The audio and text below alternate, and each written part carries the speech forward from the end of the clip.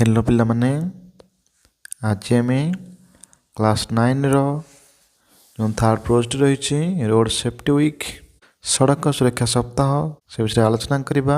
ठीक अच्छे देखा कौन रही विषयटी देख फास्ट रही a lead in read the news item below तले दि जाइथिबा ए जो खबर टी पढ़। तो कौन रही न्यूज आइटम टी ना in a tragic incident 12 people were killed and 49 injured after a bus fell into the Mahanadi river bed from a bridge near Jagatpur on the outskirts of the Cuttack city on 20th November 2018। ठीक अच्छे इन ए tragic incident गोटे दुखद घटना जो थी कि 12 people were killed 12 जन लोक मृताहत होते and 49 injured after a bus fell into Mahanadi river bed। तो प्राय 49 जन लोक आहत होते जो जितेबले कि एक बस टी फेल पड़ जाइथिला into the Mahanadi river bed महानदीर शुष्क नदी शज्या को from a bridge near Jagatpur. तो जगतपुर निकटस्थ एक पोल पाखरू पोल उपरू महानदी शज्या को एक बस टी पड़ जाइथिला जोटा कि on the outskirt of the Cuttack सिटीर उपकंठरे on 20th November 2018।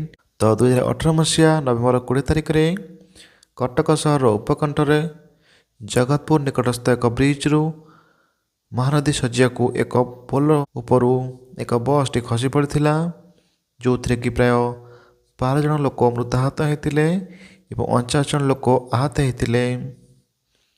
The accident occurred after the private bus on its way to Cuttack from Talcher.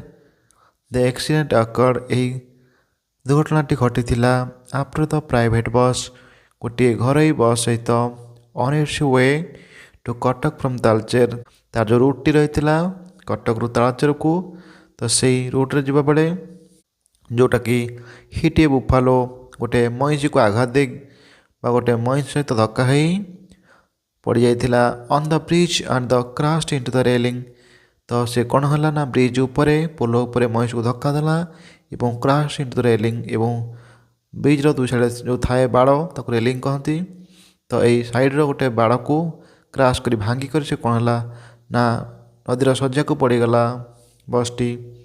It fail 30 feet down into the dry river bed. It fail यह पड़गला 30 foot तल को into the dry river bed एक शुष्क नदी शज्या। तो आम जाचे नदी ब्रिज अधिक लंबा थाए तो सब अंचल पानी न थाए तो जो स्थान शुखिला थाए से आम ड्राई रिवर बेड कहती। तो ये शुखिला नदी शज्या तो ब्रिज ऊपर प्राय 30 फुट तल को बस टी पड़गला। The driver turn the bus aside to save the animal. तो से ड्राइवर जनक चालक जनक कौन कले ना टर्न द बस को बुले दौले ए साइड गोटे पार्श्व को टू सेव द एनिमल से पशुटी को से महीषी को बचाई से तार स्टीयरिंग को मोड़ी देते गोटे पार्श्व को एंड दस एणु द एक्सीडेंट हैपेंड तेणु दुर्घटनाटी घटी। तो बस ड्राइवर जनक महीष को बचाई तो तांकर भारसाम्य हराइले। ठीक अच्छे एवं से दुर्घटनाटी घटिला। The animal also died in the accident से पशुटी से दुर्घटना मृत्युवरण कला। All the injured passengers they are rescued. तो ऑल द इंजर्ड पैसेंजर्स समस्त आहत यात्री समस्त आहत यात्री मान को वे आर रेस्क्यूड तांको उद्धार कर जाइथिला and taken to Cuttack medical college hospital for treatment एवं कौटिक नि taken to Cuttack medical college. तो कटक जो एससी मेडिकल कॉलेज अच्छी से नि फॉर ट्रीटमेंट तांकर चिकित्सा होगा निमंते चिकित्सा करने निमंते समस्त को एससी मेडिकल कॉलेज को नि जाइथिला। The government of Odisha announced financial assistant of 2 lakh rupees. The government of Odisha तो ओडिशा सरकार अनाउंस्ड घोषणा कले फाइनेंशियल असिस्टेंट आर्थिक सहायता of 2 lakh rupees each to the kin of the victim. तो यही भिक्टिम तो शिकार हेबा तो यही दुर्घटना जो माने ସମ୍ପୂର୍ଣ୍ଣ ଶିକାର ହୋଇଥିଲେ, ତୀବ୍ର ଭାବରେ କିଣତ ତୀବ୍ର ଭାବରେ ଶିକାର ହୋଇଥିଲେ ବା ମୃତ ହୋଇଥିଲେ ତାଙ୍କୁ 2 ଲକ୍ଷ ଟଙ୍କା ଲେଖାଏଁ ସହାୟତା ଦିଆଯାଇଥିଲା, ଆର୍ଥିକ ସହାୟତା ଦିଆଯାଇଥିଲା ଏବଂ along with free treatment to the injured passengers ଏବଂ ଆହତ ହୋଇଥିବା ସମସ୍ତ ଯାତ୍ରୀମାନଙ୍କୁ ମାଗଣା ଚିକିତ୍ସା ଯୋଗାଇ ଦିଆଯାଇଥିଲା। and ordered an official inquiry to the incident ଏବଂ ତା ସହିତ ଆଦେଶ ଦେଇଥିଲେ ଗୋଟେ ଅଫିସଗତ ଭାବରେ ତଦନ୍ତ କରାଯିବ ଏହି ଘଟଣାଟିର ବା ଏହି ଦୁର୍ଘଟଣାର ପ୍ରକୃତ କାରଣ କ'ଣ ତାକୁ ତଦନ୍ତ କରାଯିବା ପାଇଁ ସେ ଆଦେଶ ଦେଇଥିଲେ। ତ ଆମେ ଜାଣିଲେ ତ 2018 ମସିହା ନଭେମ୍ବର 20 ତାରିଖରେ ଏକ ଘରୋଇ ବସ୍ ଯିଏକି କଟକରୁ ତାଳଚେର ଯାଏ ଏବଂ ତାର ରୁଟ୍ରେ ସେ ମହାନଦୀର ଜଗତପୁର ନିକଟସ୍ଥ ମହାନଦୀର ପୋଲ ଉପରେ ଏକ ମହିଷକୁ ଆଘାତ ଦେଇ ବା ଗୋଟେ ମହିଷକୁ ଧକ୍କା ଦେଇ ତ ଶୁଷ୍କ ନଦୀ ଶଯ୍ୟାକୁ ବସ୍ଟି ପଡ଼ିଯାଇଥିଲା ଏବଂ ଯେଉଁଥିରେ କି ପ୍ରାୟ 12 ଜଣ ଲୋକ ମୃତାହତ ହୋଇଥିଲେ ଏବଂ 50 ଲୋକ ଆହତ ହୋଇଥିଲେ ଏବଂ ସରକାର ତାଙ୍କ ପାଇଁ ମୃତମାନଙ୍କ ପାଇଁ 2 ଲକ୍ଷ ଲେଖାଏଁ ସହାୟତା ଏବଂ ଆହତମାନଙ୍କୁ ମାଗଣା ଚିକିତ୍ସା ଯୋଗାଇ ଦେଇଥିଲେ ଏବଂ ଘଟଣାଟିର ତଦନ୍ତ ପାଇଁ ନିର୍ଦ୍ଦେଶ ଦେଇଥିଲେ। ଠିକ୍ ଅଛି, ଦେଖିନେବା ତାପରେ କ'ଣ ରହିଛି। What is this passage about? এই প্যাসেজটি କେଉଁ ବିଷୟରେ ଦୁର୍ଘଟଣା ବିଷୟରେ ଅଛି। What happened after the accident occurred? Accident ଘଟିଲା ପରେ କ'ଣ ହେଲା ତାଙ୍କୁ ଚିକିତ୍ସା ଯୋଗାଇ ଦିଆଗଲା। Why did this accident happen? ଘଟଣା କାହିଁକି ଘଟିଥିଲା କାରଣ ସେ ମହିଷକୁ ଗୋଟେ ଯେଉଁ ବୁଫାଲକୁ ହିଟ୍ କରିକି ଖସି ପଡ଼ିଥିଲା। Can you think ତମେ କ'ଣ ଭାବୁଛ କି of some other causes of the accident? ଏ ଦୁର୍ଘଟଣାର ଅନ୍ୟ କିଛି କାରଣ ଥାଇପାରେ ଭାବୁଛ କି? ହଁ, ବସ୍ର ବେଗ ମଧ୍ୟ ଆକ୍ସିଡେଣ୍ଟର ଅନ୍ୟ କାରଣ ହୋଇପାରେ। Suggest some ways to avoid such dreadful accidents. Suggest some ways ତ କିଛି ଉପାୟ ତୁମେ ସଜେଷ୍ଟ କର ବା ତୁମେ କିଛି ଉପାୟ ଦିଅ to avoid such dreadful accident ଏହିଭଳି ଭୟାନକ ଦୁର୍ଘଟଣା ନ ଘଟିବା ପାଇଁ ବା ଏହା କିଭଳି ନ ହେବ ତୁମେ ତା ପାଇଁ କିଛି ଉପାୟ ଦିଅ। Let's read the text. ଚାଲ ଏହି ପ୍ରସଙ୍ଗଟିକୁ ପଢ଼ିବା ଯେଉଁଟାକି ରୋଡ଼ ସେଫ୍ଟି ୱିକ୍ ରହିଛି। To know more about ଅଧିକ ଜାଣିବା ପାଇଁ our safety on road ତ ସଡ଼କର ସୁରକ୍ଷା ନିମନ୍ତେ ଅଧିକ ଜାଣିବା ପାଇଁ ଆମେ ଚାଲ ଏହି ବିଷୟଟିକୁ ପାଠ କରିବା। କ'ଣ ରହିଛି ବିଷୟଟି ତ ଦେଖିନେବା ବିଷୟଟି କ'ଣ ରହିଛି। ତ ଦ ଟେକ୍ସଟ ନମ୍ବର 1 ପ୍ରଥମ ପାରାଗ୍ରାଫ ରହିଛି। Many people think that road safety is non-essential but it is always very necessary. Many people think ତ ଅନେକ ଲୋକ ଭାବନ୍ତି ଯେ ରୋଡ଼ ସେଫ୍ଟି ତ ଏହି ସଡ଼କର ସୁରକ୍ଷା ଇଜ୍ ନନ୍ ଏସେନ୍ସିଆଲ ଏହା ଅଦରକାରୀ ବା ଏତେ ବି ଆବଶ୍ୟକ ନୁହେଁ ବୋଲି ଭାବନ୍ତି। ଠିକ୍ ଅଛି, ଅତ୍ୟାବଶ୍ୟକ ନୁହେଁ ବୋଲି ଅନେକ ଲୋକ ଏହା ମନେ କରନ୍ତି ଯେ ସଡ଼କ ସୁରକ୍ଷା ଏକ ଅତ୍ୟାବଶ୍ୟକ କଥା ନୁହେଁ। But it is always very necessary କିନ୍ତୁ ଇଟ୍ ଇଜ୍ ଅଲୱେଜ୍ ଏହା ସଦାସର୍ବଦା ଆମ ପାଇଁ ଅତି ଆବଶ୍ୟକ ହୋଇଥାଏ, ଅତି ଗୁରୁତ୍ୱପୂର୍ଣ୍ଣ ହୋଇଥାଏ। Road safety ease of paramount importance as it greatly affects people's lives whether they know it or not. The road safety is of paramount importance. ତ ଏହି ସଡ଼କ ସୁରକ୍ଷା is of paramount importance ଏହା ହେଉଛି ସର୍ବୋଚ୍ଚ ବା ପରମ ଗୁରୁତ୍ୱପୂର୍ଣ୍ଣ ବା ସର୍ବଶ୍ରେଷ୍ଠ ଗୁରୁତ୍ୱପୂର୍ଣ୍ଣ। ଆମେ ପାରାମାଉଣ୍ଟକୁ ସର୍ବଶ୍ରେଷ୍ଠ କହିପାରିବା। ତ ଏହି ଯେଉଁ ସଡ଼କ ସୁରକ୍ଷାଟି ବା ରୋଡ଼ ସେଫ୍ଟିଟି ଅଟେ କ'ଣ ନା ପାରାମାଉଣ୍ଟ ଇମ୍ପୋର୍ଟାନ୍ସ ସର୍ବଶ୍ରେଷ୍ଠ ଗୁରୁତ୍ୱପୂର୍ଣ୍ଣ ଅଟେ। ଆଜ୍ ଇଟ୍ ଗ୍ରେଟଲି ଆଫେକ୍ଟସ୍ କାରଣ ଏଇଥିପାଇଁ କି ଏହା ବହୁଳ ଭାବରେ ଆଫେକ୍ଟ କରିଥାଏ, ପ୍ରଭାବିତ କରିଥାଏ ପିପୁଲ୍ସ ଲାଇଫ୍ସ ଲୋକମାନଙ୍କର ଜୀବନକୁ। ହ୍ୱେଦର ଦେ ନୋ ଇଟ୍ ଅର୍ ନଟ୍ ହୁଏତ ତାଙ୍କର ଏହା ଜାଣନ୍ତରେ ହେଉ ବା ଅଜାଣତରେ ହେଉ ତାଙ୍କର ଜୀବନକୁ ଏହା ବହୁଳ ଭାବେ ପ୍ରଭାବିତ କରିଥାଏ। It is the safety of people from road side injuries and deaths. It is the safety of people ତ ଲୋକମାନଙ୍କୁ ଏହା ସୁରକ୍ଷା କେଉଁ ବିଷୟ ଦେଇଥାଏ ନା ଫ୍ରମ୍ ରୋଡ଼ ସାଇଡ଼୍ ଇଞ୍ଜୁରିଜ୍ ସଡ଼କ ପାର୍ଶ୍ୱସ୍ଥ ଦୁର୍ଘଟଣା ଆଣ୍ଡ ଡେଥ୍ସ ତ ସଡ଼କ ଉପରେ ଆମେ ଯେଉଁ ଆହତ ହେଉ ବା ଆମର ମୃତାହତ ହେଉ ସେଥିରୁ ବା ମୁକୁଳିବା ନିମନ୍ତେ ଏହା କ'ଣ କରିଥାଏ ନା ସୁରକ୍ଷା ଯୋଗାଇଥାଏ। It involves various methods and measures which must be followed by the road users to prevent these serious injuries and ଡେଥ୍ସ।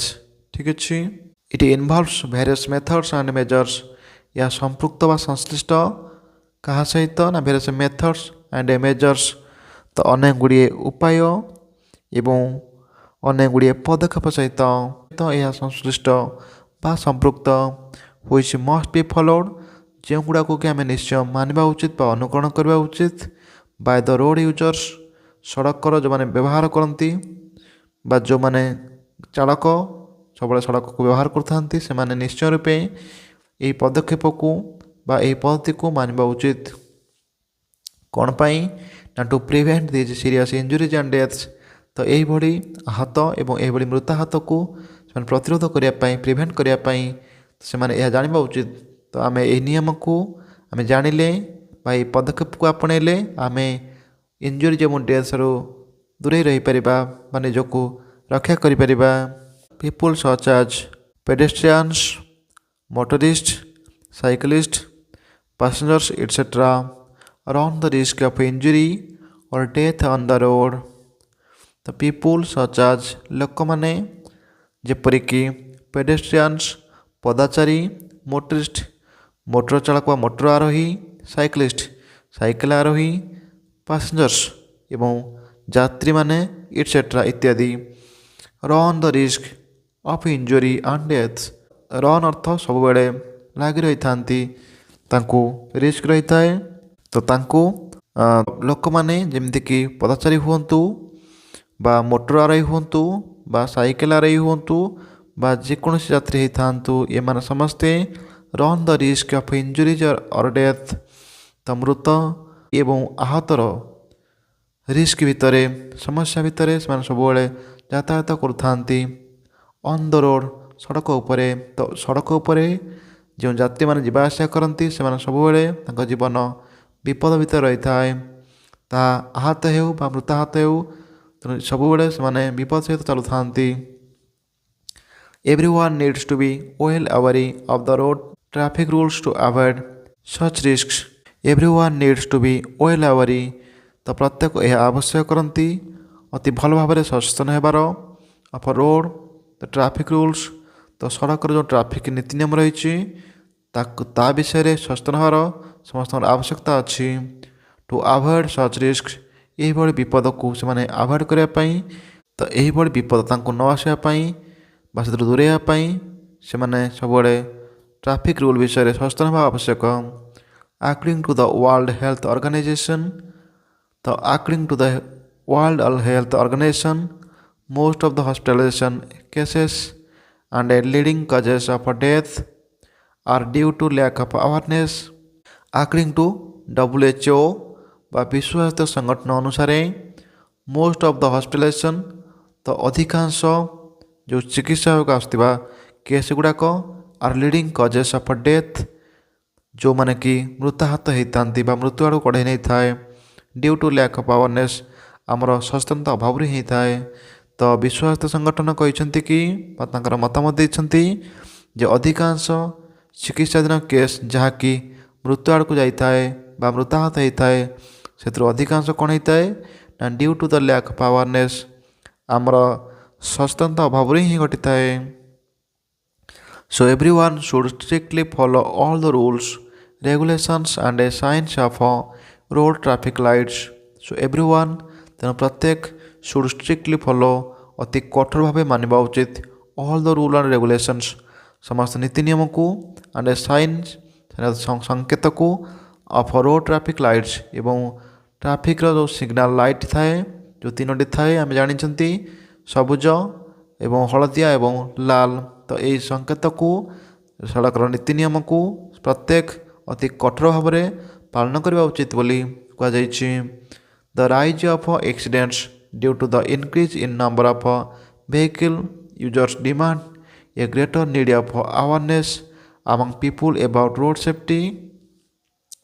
The rise of accidents due to the increase in number of vehicle।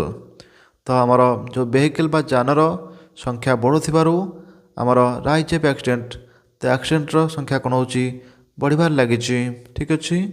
ତ ଏଇ ଯେଉଁ ଦୁର୍ଘଟଣାର ସଂଖ୍ୟା ବଢ଼ିବାରେ ଲାଗିଛି କାରଣ ଦିନକୁ ଦିନ ଆମର ଗାଡ଼ି ସଂଖ୍ୟା ବା ଯାନ ସଂଖ୍ୟା ବଢ଼ିବାରେ ଲାଗିଛି।